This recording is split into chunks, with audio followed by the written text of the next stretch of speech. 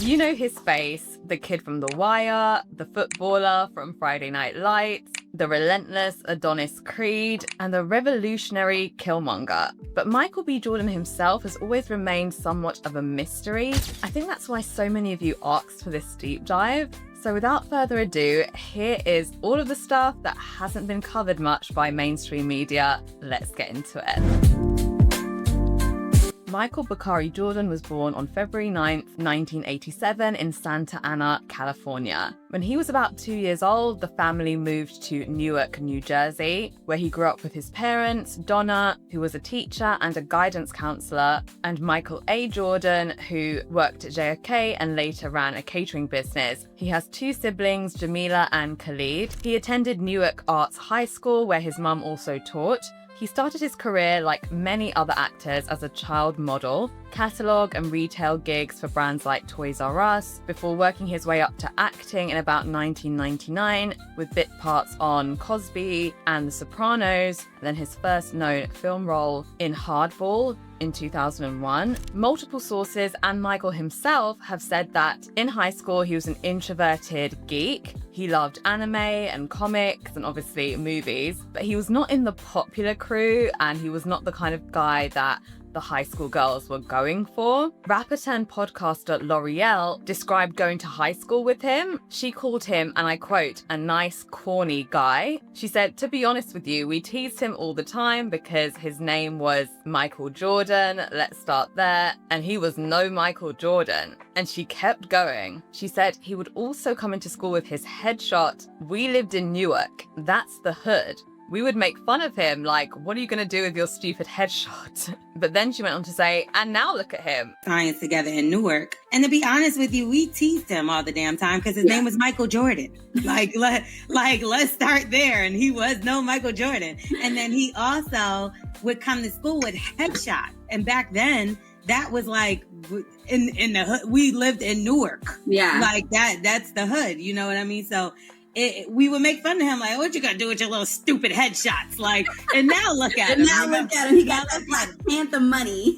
So she was saying it in jest, in fun, saying basically, look, we clowned him, we thought he was a nerd, but look what he turned out to be. When Michael came across L'Oreal on a red carpet and she kind of semi-interviewed him, she said, we go way back all the way to Chad Science in Newark. And he immediately referenced the podcast she did, saying, oh yeah, I was the corny kid, right? L'Oreal kind of tried to style it out and said, I was misquoted, it's all love. To which Michael awkwardly told her, I heard it, it's all good, what's up? Of Creed 3. And, you know, we know each other. We go way back all the way to Chad Science in Newark, okay? The corny kid, right? No, I did not say that. Misquoted for sure.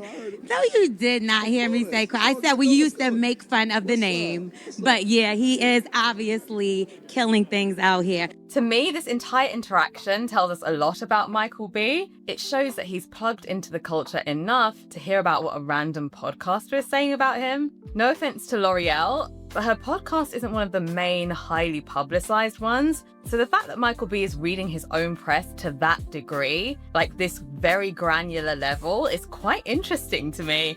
Also, as we'll see, Michael B's gallist ways and overlapping relationships with women could be a reaction to the fact that he was teased and scorned by women as a teenage boy. That kind of experience tends to stay with men and makes them quite mistrustful of women in the future, in my anecdotal experience. And the fact that he would have that reaction so many years later when he's literally a movie star says a lot about his mentality and attitude towards women, in my opinion. A nerd's revenge, shall we say.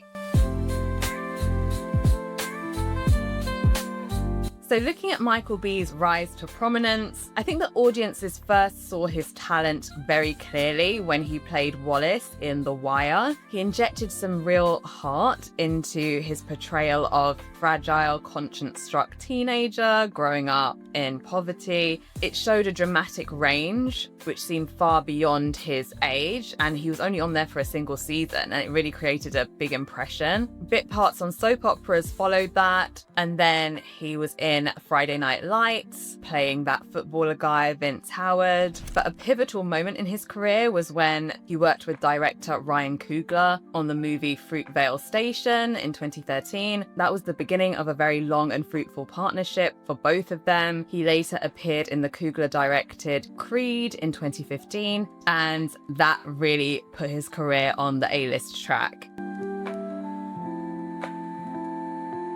After this major breakthrough, the attention given to Michael B by women dramatically increased. Former stylist Deontay Nash said that he introduced Cassandra Ventura to Michael B when she was on a break from Diddy in 2015 when she was filming Honey 3 in South Africa. He said in court, "I did hook her up with Michael B. Jordan. He fine, she fine. I mean, why not?" So Cassie was sleeping with Michael B for a while, and Diddy was allegedly very jealous and unhappy about this development. There was also a rumor that emerged the following year in 2016 that Michael B was also attracted to men. Okay, this is where the deep dive gets a bit too hot for YouTube, but if you're liking this deep dive and you like long form deep dives about celebrities in general, please head over to my Patreon. The link is in the description box. You'll see this deep dive and many more.